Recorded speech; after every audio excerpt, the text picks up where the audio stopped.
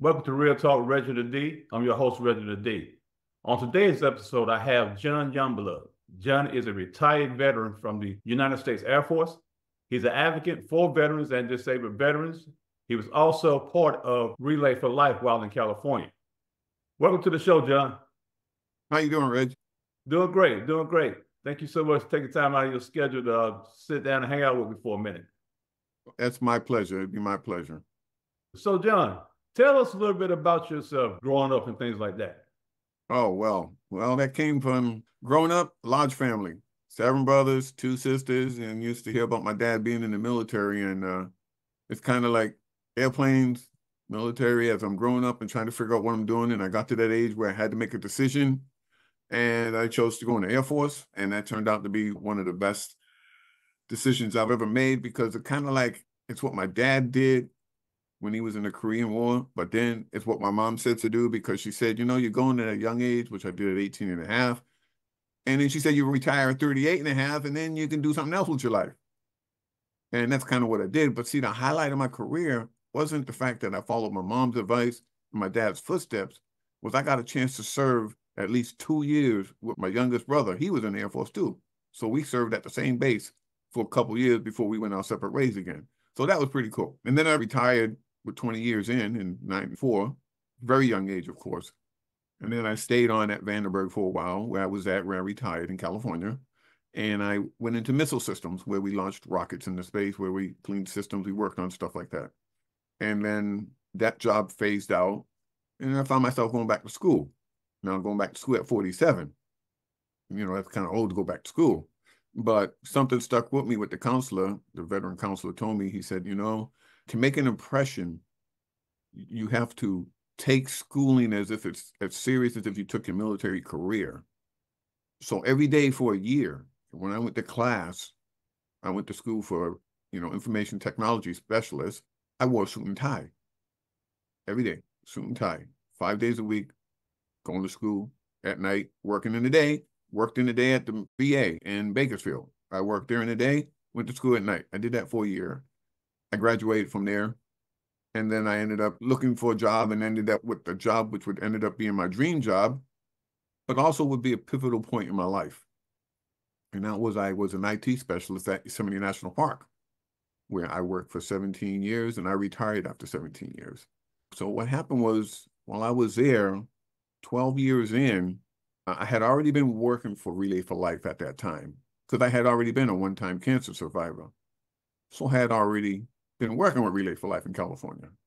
But then in November 11th, I got diagnosed with a rare form of bone cancer in my right leg. And that, was a make or break moment, because as I was going through the changes of realizing that what this is going to do to me, I had to figure out what I wanted to do. And then somebody that I talked to, you have to talk to somebody that's been there, said to me, John, you have to find something that keeps you with your feet on the ground, because what's going to happen to you is going to totally change your outlook on life. It's going to change how you look at things, how you accept things, how you perceive things. And all said and done, it turned out that the doctor said that I would have to lose my right leg, of course, which was amputation, which means I would have to be an amputee. So now I'm here to tell you, the scariest thing is when you hear that, not waking up that happened in an accident. There's 2 different traumas you can look at. You can look at the trauma that happened when you wake up in the middle of an accident and you realize you don't have a limb, or that your impending future. So for a while after I was told that, I went through everything I had to go through like I was told to do. And for a while, this commercial would show up on TV every night. But see, you got to accept it. If you can't accept it, you won't move forward. Acceptance is the biggest part of anything in life. If you don't accept it, you're just going to just be like everybody else. Sit in the corner, feel sorry for yourself, say, woe is me, and then you just threw your life away. Every night, 5, 7, 6 times, commercial would come on, and it would be a commercial that showed disabled veterans and the disabled veteran home, and it showed all different types of amputations. I'd turn that commercial off, boom, because remember what I said? Acceptance. I had not accepted the fact that that's going to be me when it happens. And then as we're talking, my doctors are telling me these things. I started talking to this coworker in another park. She was going through the same thing I'm going. She has since passed away because she chose a holistic approach to try to beat her cancer. It didn't work, but she eventually passed away, but she gave me a lot of advice. And one thing she said is she said, John, hang on to who you are, because when you lose a limb, that's not what you expect you're going to be. That's not what you figured your future would be. But you got to hang on to what's inside of you and who you are. So the next night I go home, the commercial comes on. What do you think I do? I watch that commercial all the way through. And every time it came on, I would stop what I'm doing and I watch that commercial. I would watch it every time. I don't care if I was doing this or doing, I'd stop and watch it. Because right then and there, I accepted what's going to happen and I accepted what I need to do. And one thing I needed to do was stay who I am. So my surgery was in, I go after chemo. A funny story here, you're going to laugh at this one. You know, I go to chemo, I talk to my doctor. This is February 2012. February 2012. I've been through chemo twice. Chemo will kill you. I will tell you right now. It will kill you. Chemo is there to kill the cancer, kill everything. And the doctor tells me, he says, John, guess what? We wanted to do 2 chemos, 1 radiation, you know, 2 more chemos. But right now, nothing's happening to the tumor in your leg. We got to make a decision. Now, mind you, at UCS of San Francisco, it's not just my doctor. There's a team of doctors I have around me, a team of 5 or 6 doctors. And I asked him, I says, well, what typically usually happens? He says, well, typically the patient will wait till the very last minute to decide if they want to lose their leg or not. Wait till the last minute. Sometimes it's too late. And then, you know, they cut the leg, cancer gets all through their body. But most times they leave it to me. Very rarely does a patient say, let's go, doc. Let's get it done. Let's roll forward. Let's move. And I told the doctor, I says, Dr. O'Donnell, well, in this case, it's going to be rare because I'm saying, let's get it done. And I said, I mean, let's lock the leg, do what we got to do. Because, you know, my friend got tickets to SeaWorld in September, and I plan on walking to SeaWorld when I get there, you know? And this is March. I plan on walking in September. I plan on walking through SeaWorld. So let's get it done. And he said, well, when you want it done? I said, as soon as we can. So he looks over to his MA, and MA says, well, you can April. I said, April's fine. Okay, April. The MA says, well, we got 13th, 14th, and 15th. I said, whoa. Dr. O'Donnell looks at me and says, what do you mean, whoa? I said, let's do April 15th. Now, mind you, I've got the attention of everybody in that room now because I'm enthusiastically going April 15th. The doctor says, well, why April 15th? I said, Doc, I'm going to tell you something. My whole life, I'm like everybody else in this world. We pay an arm and a leg in taxes on April 15th, tax day. So I guess this year I'm going to pay a leg, you know? So there we go. Let's take it off April 15th. I paid my taxes for that year. I paid a leg. I tell you right now, Reg, you could hear a pin drop with all them doctors in there. They did not catch the humor in it until I said, it's okay, relax. I've already projected myself. I'm already walking. I'm past the surgery. I've seen past the surgery. I want to walk. You know, I want to function. And I've already seen that. And then I had my surgery.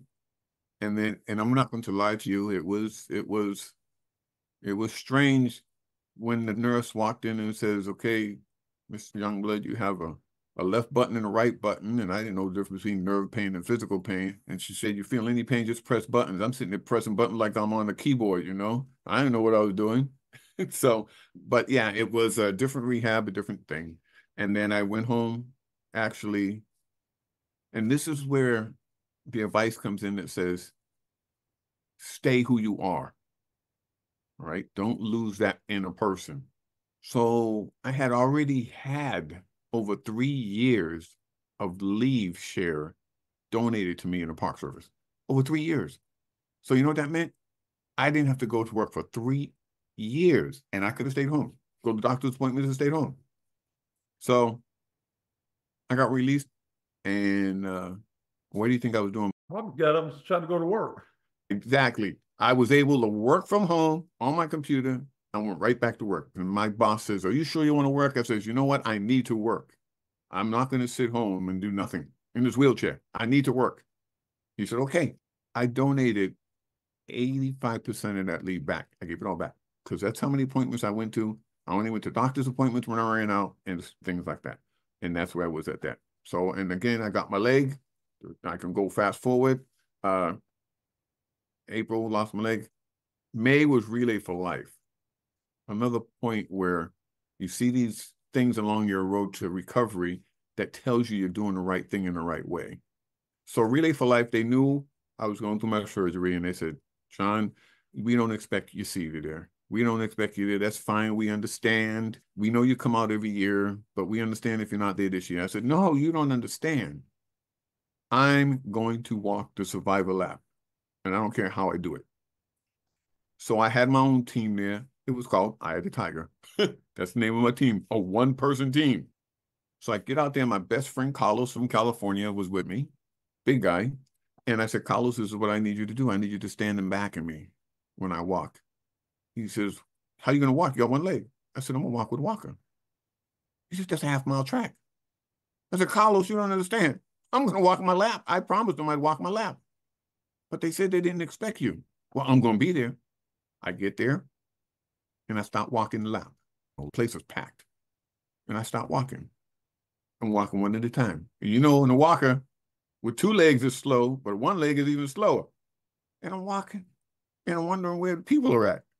I can't see any people no more. And I don't care. I'm focused, and I'm walking. And I get halfway around the track, and I look to the other side. Everybody's in back of me, Reg. Everybody is in back of me. Nobody will go in front of me. They're all walking the pace with me. So I get to the end, and he says, "Okay, you end." No, I got to pick up my paper clip. So I get to where I started. Get my paper clip. I walk my lap, and you know, I had everybody just cheering me on and everything else. And like I said, that decision, another one. Every time you make a decision that you are good with, you don't need somebody to tell you made that decision, but it reinforces it every now and when somebody gives those accolades to you when you do it. So I did that there. And then, like I said, Relay for Life. And then I worked another 5 years with my leg gone. I worked another 5 years as an amputee with my prosthetic. And I worked just as hard as I did when I had two good legs, believe it or not. Underneath desks. Of course, the funny thing about getting underneath desks when I had to work on the computer, I had to take my leg off because it would be kind of awkward to move around. But I did my job, and I retired from federal government with 17 years. And that's how I ended up here. And then my Model Airplane Plain Flying came up later on. That came up soon. Somebody asked me a question, and I'm going to share this. And it seems stupid because when you go to church, you don't think this way. I go into an office with a couple of coworkers, and it just sticks in my head every time.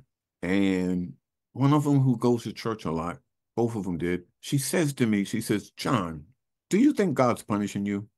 And I was taken back because that's a question where it's really kind of deep and you really can't snap an answer. And I said to her, I said, "No, I think he's just telling me to slow my roll and he's got a different direction for my life." And I do believe that's what I got. I have a different direction.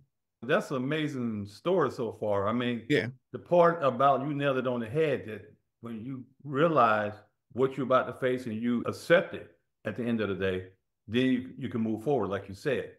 But a lot of people still don't accept things and they can't never move forward in life. But it was a time where out of everything you went through, you still stayed motivated. Yeah, because that's how I've been. And I kept asking myself, what are you going to do? What are you going to do? How are you going to be? And then when that friend of mine who passed away says, just hang on to what's important to you and just be yourself at the end. It's going to be difficult. It's not going to be easy. You're going to fall a bunch of times. You're going to pull rocks out of your hands. You're going to have people staring at you like you're some freak of nature. You're going to have people nodding their head when they see your hat. They're going to be congratulating you. And the most important thing that will happen is when it happened in California with Relay for Life and still happens now. Well, it happens with Relay for Life, is that people knew me in town because I was the very first on-the-air radio disc jockey in California. That radio station, that small town, the on-the-air disc jockey. But that's not what got my fame. Everybody knew everybody in Mariposa. So I would walk through town and somebody would see me and stop me. And what do you think they want to know?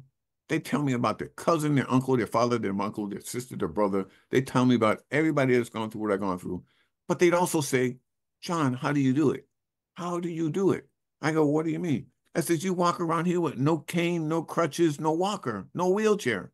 How do you do it? I says, because I told myself early on, when I knew what was happening, that I was not going to depend on any crutch. I wasn't going to depend on any wheelchair, any walker, and I was going to walk on my own two legs. Of course, they gave it to me. My leg cost more than a house. Come on. But guess what? I'm using it and I'm walking. And sometimes they would ask me questions about their parents, their sister, their brother, brain cancer, arm cancer, all kinds of cancer. And they'd ask me, how do I talk to them? What do I say to them? How do I treat them? See, there's the word. How do I treat them? Knowing they have cancer, they're going to have cancer. They've had cancer. They've been through chemo. How do I treat them? And I always tell everybody, treat them the same as if they had nothing. Because to help them along their journey, they have to know that the decisions they're making to prolong their life or to do something to help themselves is making the right decisions. Because if somebody told me, John, you don't need chemo. You can beat this. Chemo's a killer. I heard all those stories. But then I remember my friend who took the holistic approach, had the same cancer I have, and it went through her body. For 6 months after I lost my leg, every 6 months I was getting a CT scan and a chest x-ray because of metastases in my lungs. It took 2 years before they finally gave me a clean bill of health, and now I go back every year for my chest x-ray and CT scan. I still get that done. And see, because you don't listen to yourself, you don't tell yourself what you want to do with yourself in life, then ain't nobody can tell you that. Can't nobody say, John, I know how you feel. They can't tell that to me unless it's another amputee. But somebody walking out healthy, strong, 2 good arms, 2 good legs, they cannot, when I go through my despair, which I don't go through, because you know why? Because I will not allow myself to do that. I cannot allow myself to go down that road because that's a dark road. And a lot of people never come back when they drop down that road. And if I did that, then I would be dishonoring my mom. And let me tell you why. Because my mom, who passed away, love my mom, she says this: don't ever tell a young blood what they can't do. Don't ever let someone tell a young blood what they can't do. And to this day, that resonates every time I get myself up in the morning and I put that prosthetic on and I go out there and I'm doing what I'm supposed to do every day, from climbing to fixing to driving to walking. I'm doing everything just as everybody else is doing, except, you know, I got to be a little bit more careful. You know, you got to be a little bit careful. So when I got here in North Carolina, I worked for a place that taught disabled, actually developmentally disabled, severely handicapped children and adults sports. I would teach them sports. I was teaching blind veterans how to play archery, how to shoot archery. Blind veterans shoot archery. Taking them out there riding a bike, I was riding them. I was teaching them how to shoot air rifles, teach them wheelchair basketball. I was teaching all of that stuff. And then I ran into a friend of mine I met at the rehab in the VA in Durham.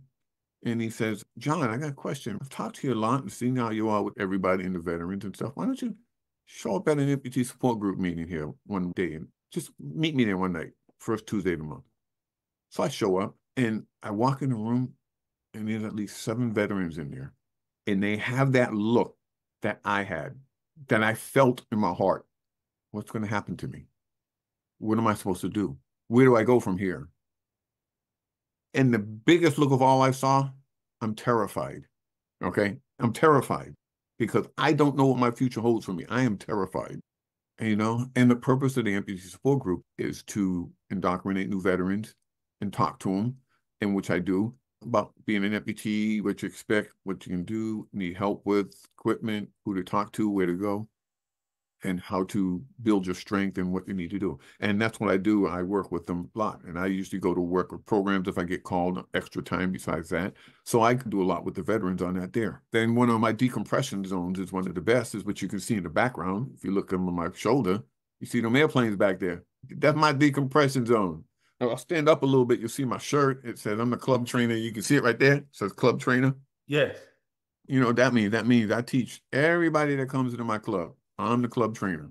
And actually, I'm out sometimes 4 times a week. I'm out teaching somebody. And my youngest student, 8 years old. Wow. My oldest student, 84. And that's where I decompress. That's where I relax. That's where it helps me not think about my leg. Because one of the biggest questions, and I forgot to address this, is people want to know is that because I don't have a limb, do I feel pain and nerves, or do I still feel like the leg is there? And they always ask that question, though. Is it really like they say you could feel like the leg is there?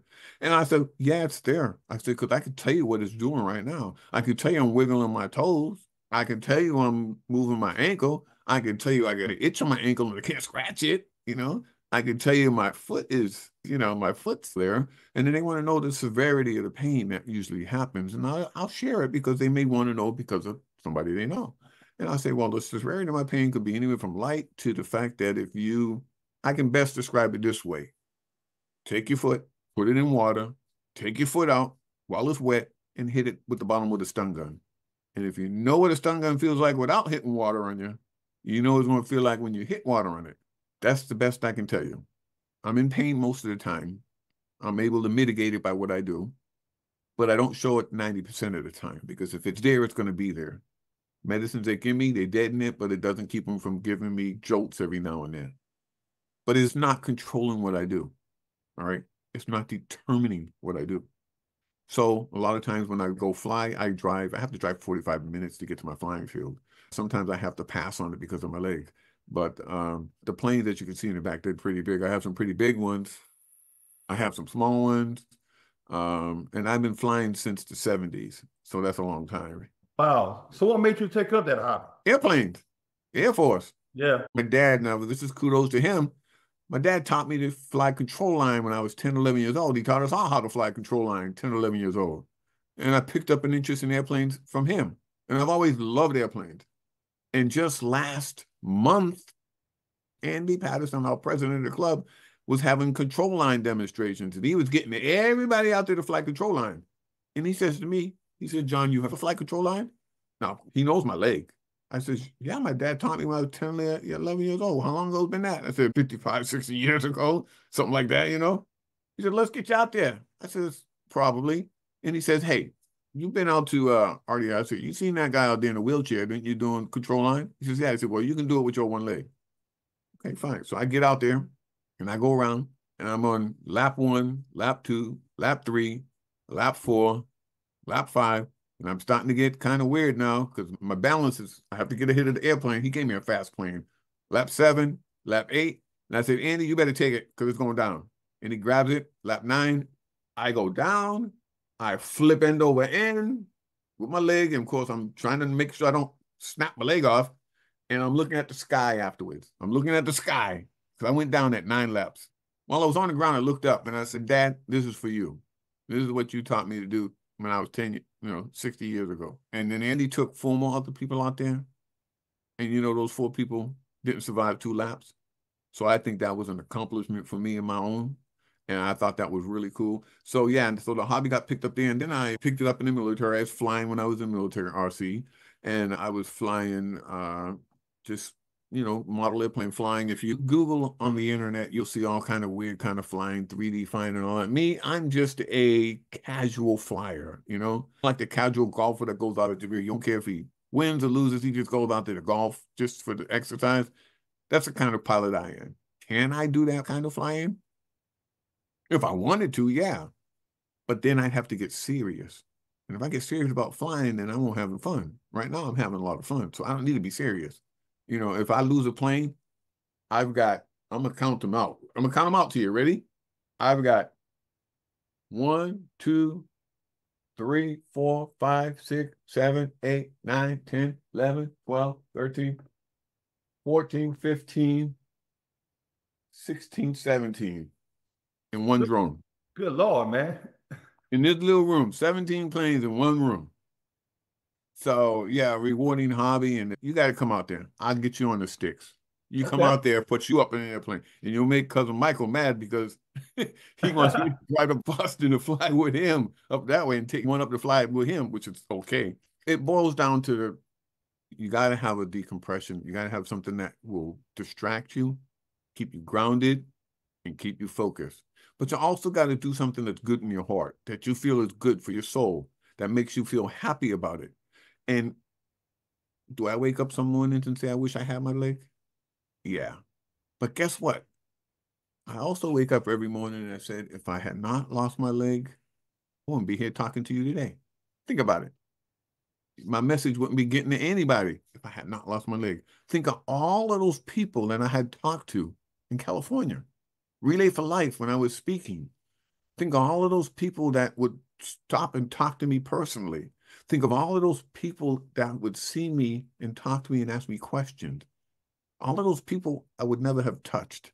I can't tell you how many because I never kept count. And I never put a clock on when I talked to them. I talked to them until they were tired of talking. And then I'd say, then they'd be happy with their questions and everything. And sometimes their relative or their family member would give me a call and I'd talk to them. So that's the only way to survive. You have to own it. You have to own what's going on with you. You have to own the disability. I don't consider myself disabled. When I go parking here in these places, I park in a regular parking spot. And you're going to laugh at this one. Why do I park in a regular parking spot? Because I feel there's people more severely disabled than I am, which is a dumb thing to think, right? But that's how I think. I'm capable of getting out of my car and walking. You know, I've had people in the market with these go-kart you ride stop and say they can give me the go-kart. I said, no, I got 2 good legs. See you later. Bye. You know, and I'd be out walking them, you know. No, I got 2 good legs. Don't give me no, that's a crutch. I'd rather walk. I don't care. So the best part of all of this is though that I feel is in me that helps me survive this each and every day, besides a wonderful family, is as long as I'm good with what I'm doing inside, and as long as it makes me happy when I wake up in the morning and say I've accomplished something, then I'm good. If I wake up one morning and said, I haven't done a daggone thing with my life, that's dumb to think that. Because there's always something you can look forward to. There always is. And you know, I don't think, unless it affects somebody personally, how they could accept what's going on, except to hear it from me or somebody else. Like to talk to somebody that pressed through diversity. Can you imagine the message we're sending to those out there that haven't got the message yet? You know, to those that, like you said, that are not doing anything with what their disability is. They're sitting feeling sorry for themselves. They're saying, woe is me. They don't know what to do. No, you seek out another one that can help you, that can relate with you, that can tell you things, that can show you what you're missing, that can show you what you got to look forward to. You see? Like, I look forward to walking. Do I look forward to running a marathon? No. Can I? Yes, I can. I can program it in my phone to function to run it. I can ride a bike. I can program my leg to loosen up, to tighten up. I can wear a blade if I want. I can do all of that, but I don't want to. You know why? Because I'm happy and content with the zone that I put myself into where I'm comfortable at. I don't need to run a marathon with my leg on to prove that I've accomplished something. You know, I've seen past it. All I need to do is wake up every morning and accept that I'm putting my leg on and accept the day as it comes in front of me. That's all I can do. Anything after that is gravy because, you know, prosthetic arm walking is half of the story, is most of the story. It's a discovery every day when I'm out there. And not just for me, but for others too. So, you know. That's amazing. That's amazing.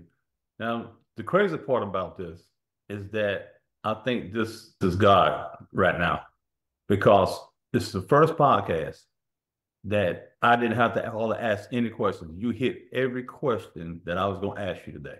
Every one, which is amazing. Well, you wanted to know my story and you wanted to know my journey.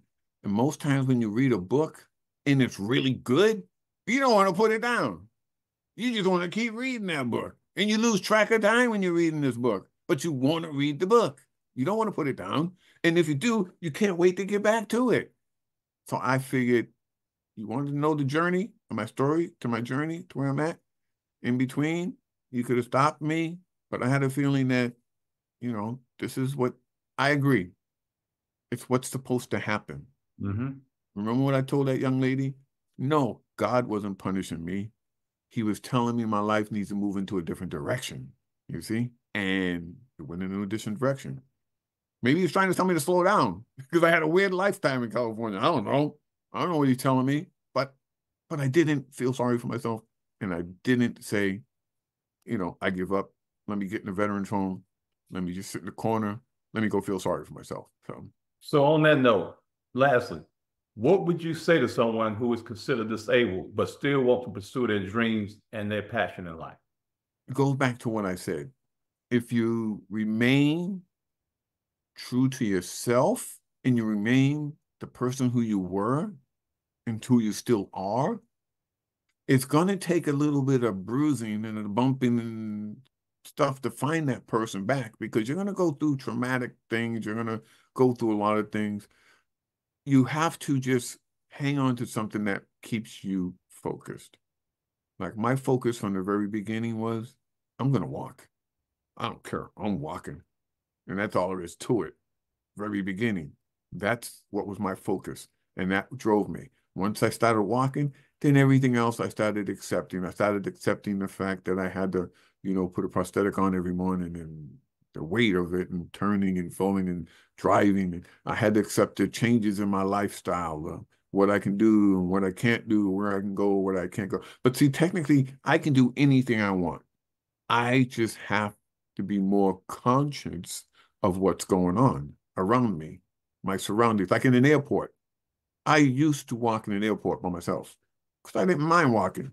But then after I got bumped around and pushed around so much, I decided, no, I ain't going to do that. Why? Because I knew eventually I would get pushed down or I'd get bumped out of the way. So I took a cart. You got to know your limitations, and you got to know where your limit is, your limitations and where you can go, your high limit, your low limit.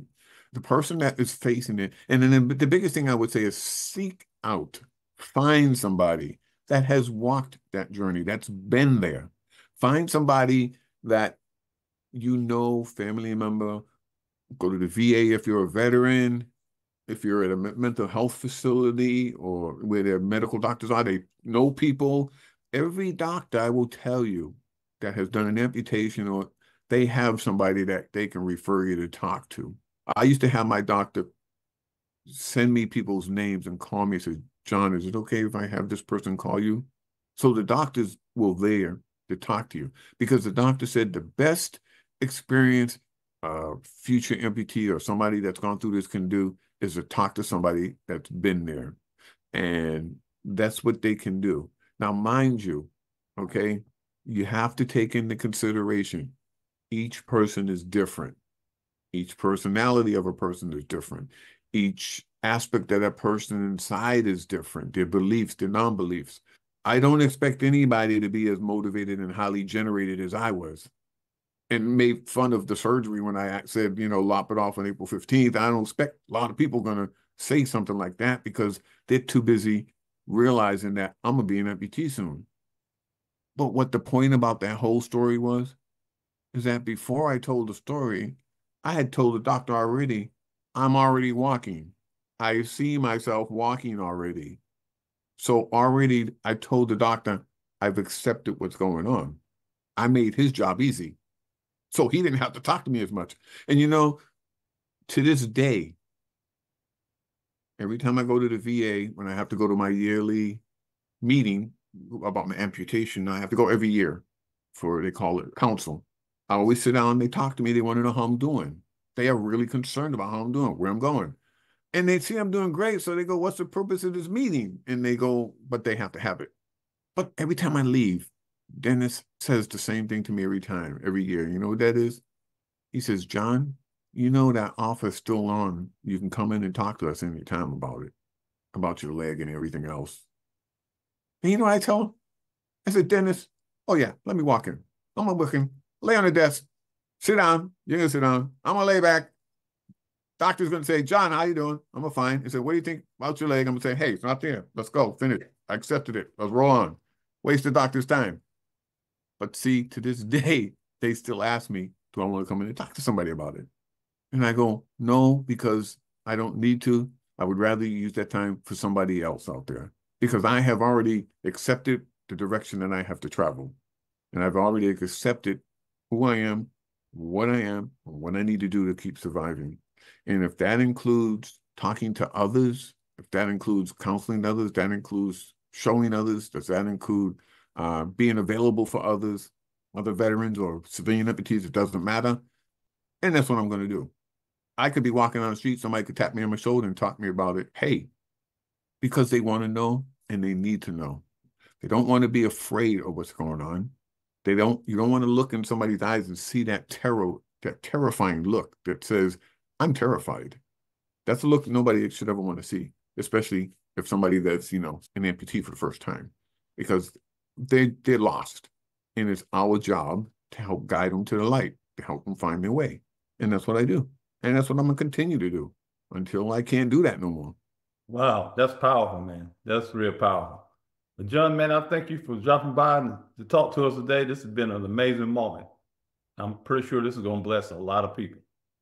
Yeah, I appreciate you having me here.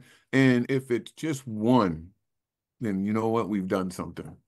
Because, one talks to 10, talks to 50, talks to 100. Even if it's just one, which I got a feeling it's more than one. But oh, yeah. I hold with my feeling that if it's just one talks to 10, you know how that bonfire works. That's it. So, John, we really appreciate you, man. And we definitely be in touch and catch up again because I really enjoyed this. Well, absolutely. And I want to get you out there and flying now. Remember that. Okay. Got to get you out there. Okay. I can train anybody. I got the patience of Job. Remember that. All right, man. Well, I look forward to it. All right. All right. Thank you for tuning in to Real Talk with Reginald D. If you enjoyed the show, please share with anyone you feel that needs to take the journey with us on being a better you. See you next time.